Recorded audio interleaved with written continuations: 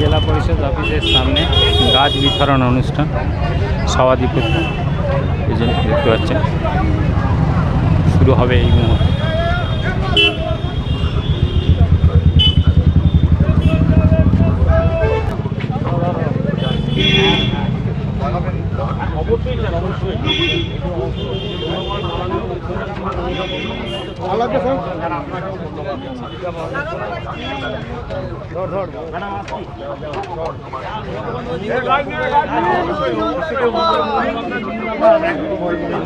গাছ নিয়েছিস দুবার গাছ লাগাবি যা।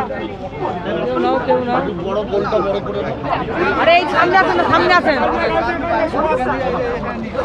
তুই যা না, দুটো তিনটে যা নিয়ে যা, তুই ম্যাডামের কাছে যা। সরাবো আচ্ছা স্যারের কাছে যা, নিয়ে যা স্যারের কাছে। গাছ নেওয়ার জন্য কীভাবে হুড়োহুড়ি পড়ে গেছে গাড়িতে, আমরা সেটা দেখাবো, দেখতে পাবো যে গাড়ি থেকে এক প্রকার সকলে হুড়োহুড়ি করছে গাছ নেওয়ার জন্য, গাছ লাগাবার জন্য।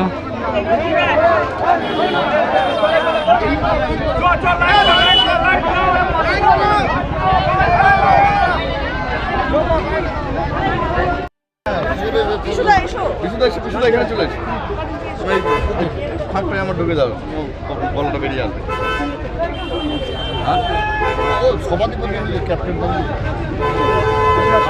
কি কর্মসূচি ছিল আজকে, কি উপলক্ষে করা হলো?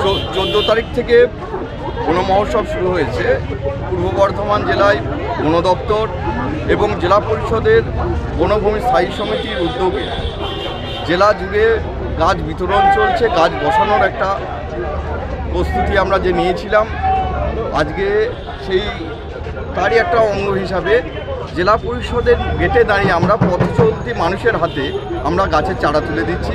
বিশেষ করে আমাদের বনভূমি কর্মাধ্যক্ষ ওই ব্যাপারে উনি উদ্যোগ নিয়ে এবং জেলা জুড়ে কাজটা করছেন, ওটাও সাধুবাদ জানাই। এবং আমার জেলা পরিষদের পুরো টিম খুব ভালোভাবে এবারে বৃক্ষরোপণ কর্মসূচিতে অংশগ্রহণ করেছে। এবং যে বিশ্ব উষ্ণায়ন যেভাবে দেখেছেন আপনারা, প্রায় 40-44 ডিগ্রি পর্যন্ত মাত্রা ছাড়িয়ে গেছে। এখান থেকে আমরা একমাত্র বাঁচতে পারি বৃক্ষরোপণের মাধ্যমে।